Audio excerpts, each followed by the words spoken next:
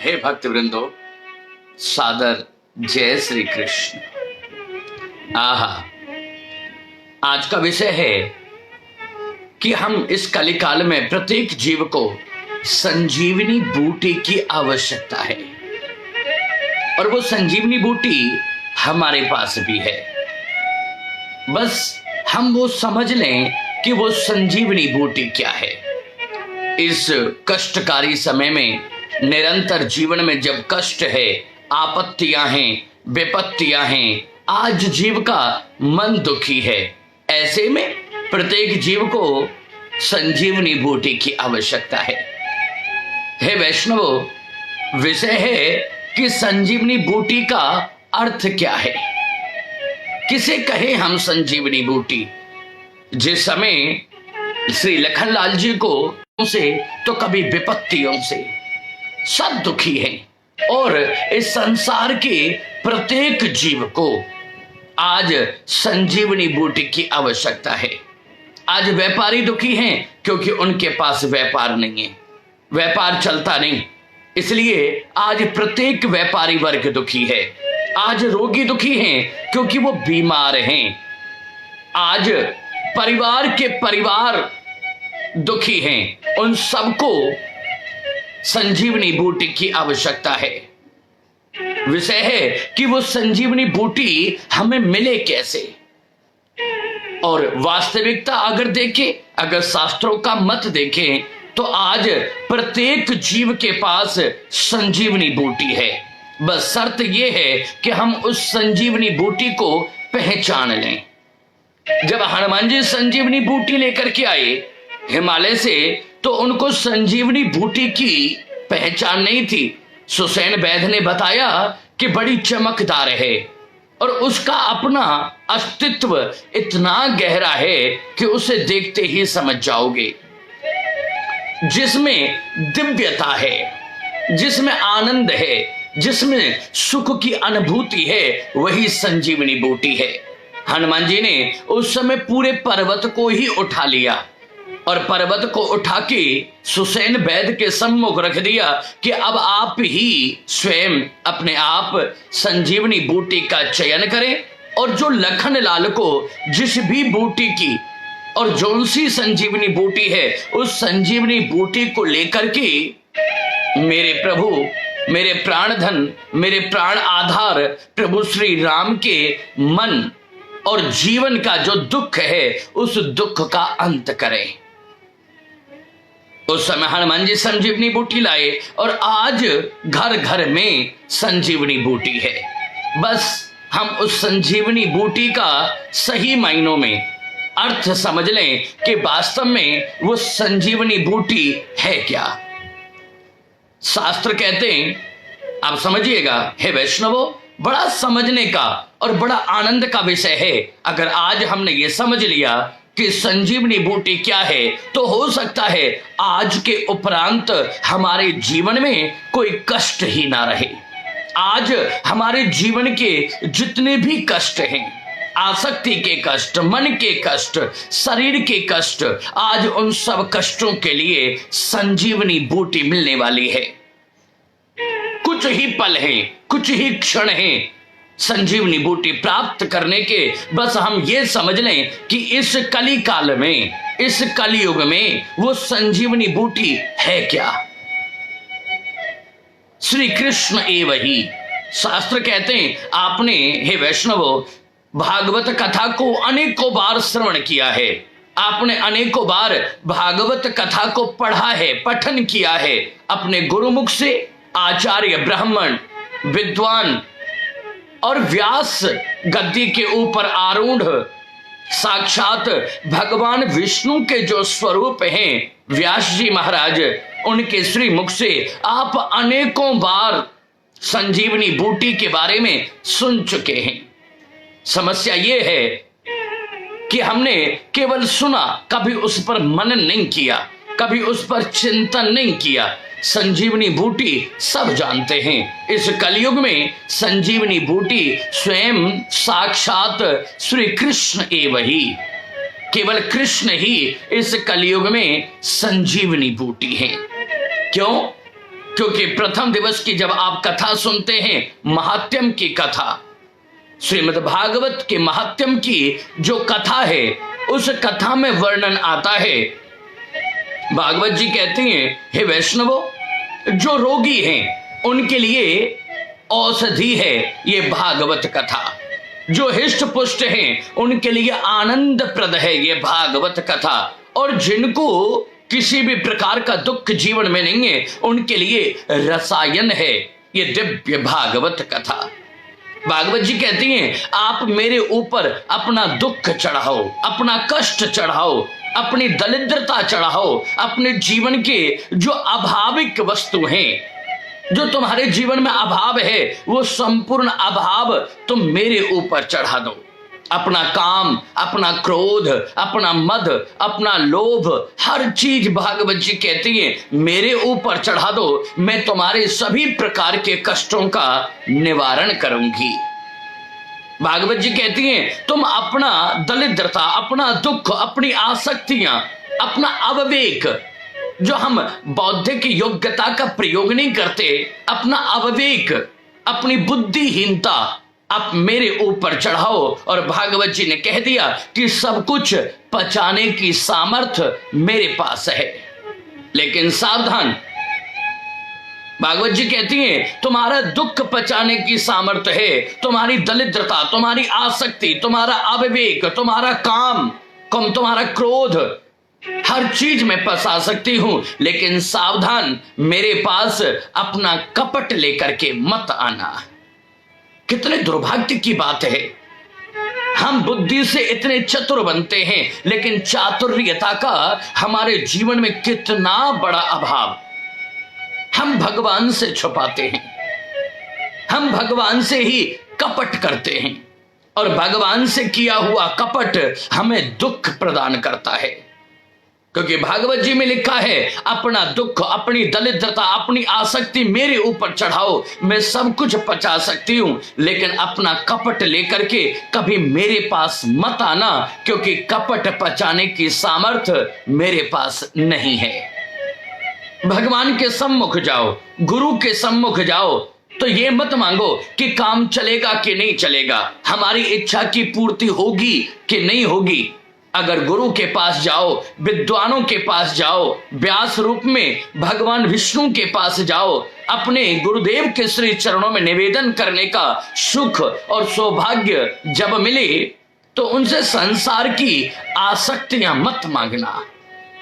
अगर मांगना है तो उनसे मांगो कि हे गुरुदेव, हमें बताओ कि हमें कृष्ण मिलेंगे कि नहीं। क्यों? क्योंकि कृष्ण ही संजीवनी बूटी है।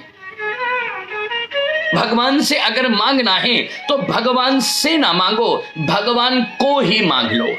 अगर हमने भगवान को प्राप्त कर लिया तो फिर जीवन में कुछ भी मांगने की आवश्यकता हमें जीवन पर्यंत पड़ेगी ही नहीं। हम दुर्भागे हैं जो भगवान से संसार की लौकिक वस्तु मांगते हैं।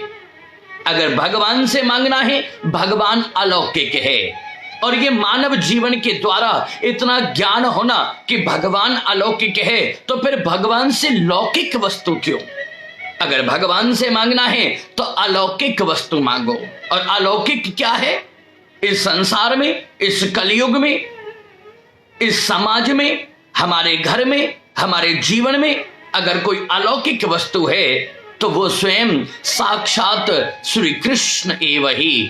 अलौकिक तो केवल कृष्ण हैं जो इस लोक से परे हैं। जो अलौकिक हैं वो कृष्ण हैं, और अलौकिक कृष्ण से अलौकिक वस्तु मांगने का प्रावधान है। अब ध्यान दीजिएगा, आप मेडिकल स्टोर पर जाते हैं तो आप चीनी चावल नहीं मांग सकते, और आप अगर परचूने की दुकान पर जाते हैं तो वहां पर दवाई मांगने का कोई औचित्य नहीं, ये बुद्धिहीनता है। उसी प्रकार हम भगवान की शरणागति हों, हम गुरुदेव की शरणागति हों, और शरणागति होकर के लौकिक वस्तु मांगते हैं तो यही हमारा दुर्भाग्य है। और यहीं पर हम जो हमें संजीवनी बूटी चाहिए थी, हमने उस संजीवनी बूटी को ना मांग करके और संसार की लौकेशना, संसार का लोकाचार, संसार की लौकिक वस्तु को हमने मांग लिया। यही हमारा दुर्भाग्य है। हे वैष्णवो, यहीं से हमारा दुर्भाग्य प्रारंभ होता है। शास्त्र क्या कहते हैं? आपने कई बार, अनेकों बार भागवत कथा को श्रवण किया। भागवत कथा में 10वें स्कंद में दिव्य गोपी गीत के माध्यम से गोपियां हमें संजीवनी बूटी प्रदान करती हैं। बस हमने ध्यान नहीं दिया। गोपी गीत बहुत बार गाया, बहुत बार गोपी गीत को श्रवण किया, सुना, लेकिन उसका अर्थ हम नहीं जान सके। आहा, गोपी गीत में आता है, तव कथामृतम तप्त जीवनम कविभिरीडितम कल्मषापहम्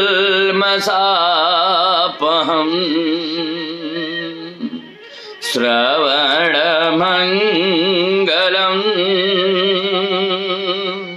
श्रीमदाततम्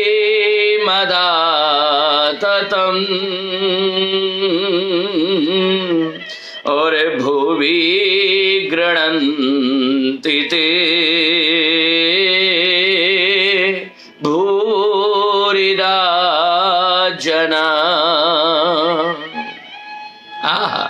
बड़ा सुंदर और अलौकिक भाव हमने अब तक सुना, लेकिन इसी में संजीवनी बूटी है। गोपी गीत का केवल एक श्लोक हमें संजीवनी बूटी प्रदान कर सकता है। तब कथामृतम, जीवन में संजीवनी बूटी चाहिए तो केवल तब उस व्यक्ति के लिए जो संजीवनी बूटी पाना चाहता है, कथामृतम, उनके लिए कथा अमृत ही संजीवनी बूटी प्रदान कर सकती है। किनको? अब समझिएगा, अगले शब्द में क्या कहा? तब कथामृतम के बाद अगला शब्द कहा है, तप्त जीवनम। जिनके जीवन में तृप्तता है, जो तप रहे हैं, जो जल रहे हैं, कभी आसक्तियों में, कभी इच्छाओं में, कभी रोगों से, कभी व्यापार की तरफ से, कभी औलाद संतान की तरफ से दुखी है। ये जीवन की तपन है, ये जीवन का कष्ट है, और इन कष्टों से मुक्ति का साधन क्या है? तब कथामृतम, उनके लिए है भगवान की कथा, भगवान का ध्यान, भगवान का योग और भगवान का स्मरण। भगवान का स्मरण ही, हे वैष्णवों, इस कलयुग में संजीवनी बूटी है।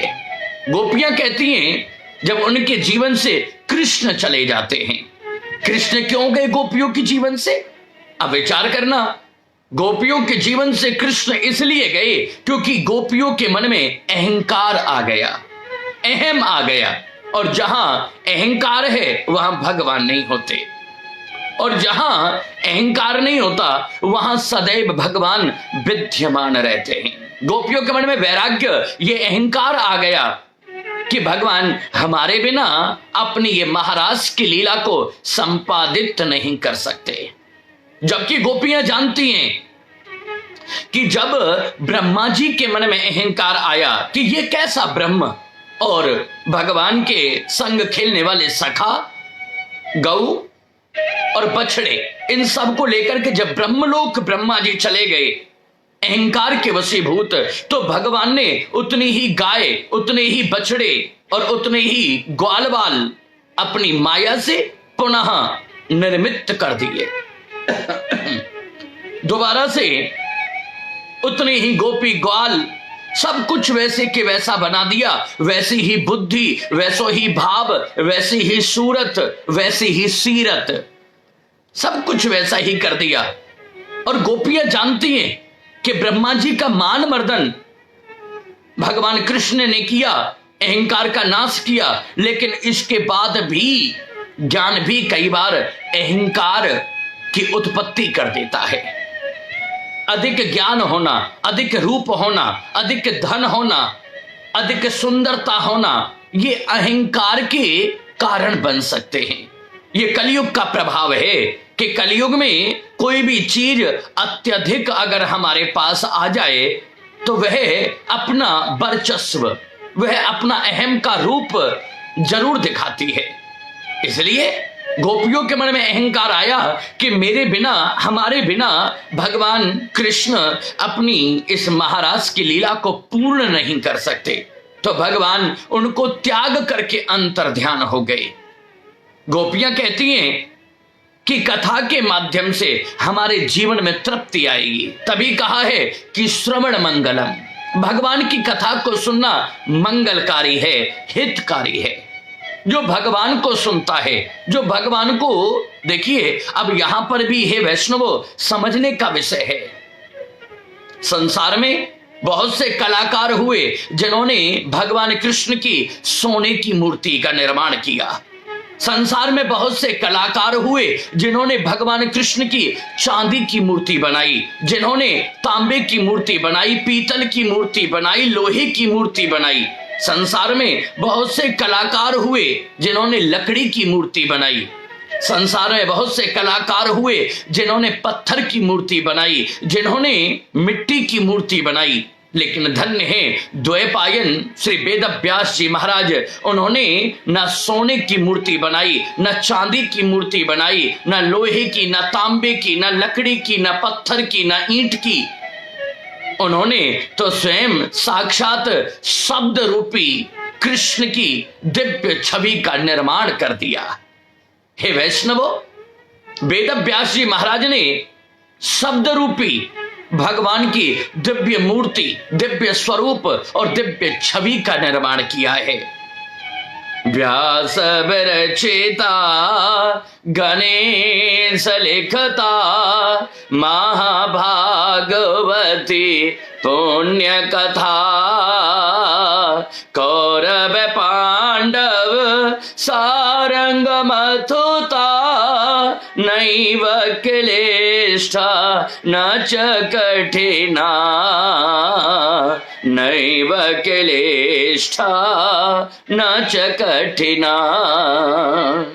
वेद व्यास जी ने शब्द रूपी नर नारायण पर्वत के मध्य में बद्रिका आश्रम में अलकनंदा नदी के किनारे पर बैठ करके गणेश जी मोर पंख से भोजपत्र के ऊपर दिव्य भागवत को लिखते हैं और श्री वेद व्यास जी केवल 4 मंत्रों से 18,000 मंत्रों में परिवर्तित करके भगवान कृष्ण की दिव्य शब्द रूपी मूर्ति का निर्माण कर देते हैं कि संसार के, वो जानते हैं कि कलयुग में संसार के लोग जब तृप्त हो जाएंगे अपने जीवन से, जब उनका जीवन जलने लगेगा, आसक्तियां, इच्छाएं, अभिलाषाएं, ईर्षा, जलन, जेलसी, मनोवृत्ति, मनोकामना, परिवार के दुख, शरीर के दुख जब जीव को तपाएंगे, उस समय कलयुगी जीवों को संजीवनी बूटी की आवश्यकता होगी। इसलिए रसायन के स्वरूप में श्री वेद व्यास जी महाराज ने दिव्य भगवान श्री कृष्ण की भागवत कथा रूपी संजीवनी बूटी का निर्माण कर दिया। हे वैष्णवो, आज इस कलिकाल में संजीवनी बूटी का प्रारूप दिव्य भगवान का नाम है। इसलिए और आज एक और विडंबना, प्रत्येक जीव को हम देखते, चाहे कोई गरीब हो, अमीर हो, किसी भी परिवार का हो, किसी भी परिवेश का हो, आज संसार में प्रत्येक जीव दुखी है। और इस दुखी के समय पर जीव को दुखी रहने की आदत भी बन गई है। चाहे जीवन में कितनी भी प्रसन्नता है, कितनी भी खुशी है, लेकिन फिर भी जीव निरंतर दुखी है। किसी से पूछो, भैया सब ठीक है? अरे काहे का ठीक, बस टाइम पास कर रहे हैं। बड़ी अचंभे की बात है कि माने क्या मानव के पास इतनी सामर्थ्य है कि वो समय को पास कर दे? समय को मानव पास नहीं करता वैष्णवो, समय ही मानव को पास करता है। ऐसी निर्गलित, अनिर्वचनीय, अशुद्ध शब्दों का हम निरंतर प्रयोग करते हैं और जैसा हम बोलते हैं, हमारे बोले हुए शब्द समाप्त नहीं होते। ये बोले हुए शब्द ब्रह्मांड में जाकर के स्थापित होते हैं, और जिस भाव से जैसे शब्दों का हमने प्रयोग बोलने में किया, वो शब्द ब्रह्मांड में जाकर के और उन शब्दों का जो हमने बोले, उन शब्दों का असर, उन शब्दों का आदान प्रदान करने की जो क्रिया है, वो शब्द जो हमारे मुख से चाहे गाली के रूप में निकले, चाहे निंदा के रूप में निकले, चाहे दुख की बात कहने के रूप में निकले, वो शब्द ब्रह्मांड में जाकर के और पुनः अपना असर इस कलयुगी जीव के ऊपर छोड़ते हैं। जो हंसता है, जो प्रसन्न है, वही भगवत की, वही भगवान की शरणागति है। जो दुखी है, जो रोता है, वही राक्षसी प्रवृत्ति में है, वही निरंतर दुखों को भोगने का जोखम, दुखों को भोगने की रणनीति अपने जीवन में धारण करता है। इसलिए दुख की परिभाषा क्या है? केवल संसार की आसक्तियां दुख है? आश्चर्य, ये बड़े आश्चर्य की बात है। हम अपनी इच्छाओं की पूर्ति के लिए दुखी हैं, और आप किसी भी भक्त का चरित्र उठा के देखिए, बालक ध्रुव, वो भी दुखी थे। एक पैर पर 5 वर्ष की अवस्था में भगवान की गोद में बैठने के लिए दुखी हैं, लेकिन उनके दुख की जो कामना है, जो उद्देश्य है, वो भगवान को प्राप्त करना है। इसलिए उन्होंने भगवान को प्राप्त कर लिया। भक्त प्रहलाद अनेकों प्रकार के कष्ट अपने पिता हिरण्यकश्यपु के माध्यम से प्राप्त करता है, लेकिन अंत में नरसिंह भगवान की दिव्य गोदी को प्राप्त कर लेता है। मीराबाई अनेकों प्रकार के दुख भोगे, विष का प्याला पिया, भगवान की खातिर विष पिया, अमृत बन गया। जो परमात्मा की खातिर दुखी हैं, वो परम गति को, वो संजीवनी बूटी को पाते हैं, और जो संसार की लोक लीला के लिए दुखी है, वो नरक की गर्त में पड़ता है, वो अनेकों कष्टों को भोगता है, और मरने के बाद भी नरक की यातनाएं भोगता है। हे वैष्णवों, हमारा मन, आप समझ के देखिएगा, हमारा मन रुई की तरह है। उस रुई में एक भी चिंगारी अगर लगी तो कपास, वह रुई तुरंत जल जाती है। संजीवनी बूटी पाने का साधन है कि आप रुई हैं, हम सब रुई हैं। उस रुई को भक्ति रूपी घी में डुबो दीजिए। अगर हमने भक्ति रूपी घी में अपने मन रूपी रुई को अगर डुबो दिया तो वह ज्योत का आकार ले लेगी, उसकी आकृति का भेद बदल जाएगा, और वह रुई जब घी में होगी और वह जलेगी तो जल करके भगवान की दिव्य आरती में प्रवेश कर जाएगी। हमारा मन रूपी रुई जब ज्योत बन के घी में डूब जाए और भगवान के भजन, भगवान के नाम रूपी दिया सलाई से जब वह ज्योत जलेगी, भगवान की आरती में काम आएगी, तो भगवान उस आरती, हमारे मन रूपी रुई से जो आरती बनी, उस आरती का रस स्वादन करके हमें संजीवनी बूटी प्रदान कर देंगे, हमें आनंद प्रदान कर देंगे। और वह आनंद है भगवान के चरणों की दिव्य भक्ति। और उस दिव्य भक्ति को जब हम प्राप्त कर जाएंगे तो आप समझ लेना कि हमने संजीवनी बूटी को प्राप्त कर लिया। और यह संजीवनी बूटी 84 लाख योनियों के कुचक्र से हमें मुक्त करके और श्री राधा माधव के दिव्य चरणों की सेवा प्रदान करके हमारे जीवन को धन्य और कृतार्थ बना देगी। प्रत्येक जीव संजीवनी बूटी को प्राप्त कर सकता है, और संजीवनी बूटी भगवान का नाम है, भगवान कृष्ण के चरणों की भक्ति है। आशा करते हैं आप ये संजीवनी बूटी अवश्य ग्रहण करेंगे, और संजीवनी बूटी को प्राप्त करके हरे नाम केवलम, केवल भगवान का नाम जपेंगे, और भगवान का नाम ही संजीवनी बूटी का काम करेगा। हमारा जीवन धन्य और कृतार्थ हो जाएगा। आप सभी भक्त वृंदों को, वैष्णवों को, श्रद्धालुओं को, भगवान कृष्ण के दासों को इस तुच्छ दास की तरफ से प्रतिदिन की भांति आज भी सादर जय श्री कृष्ण।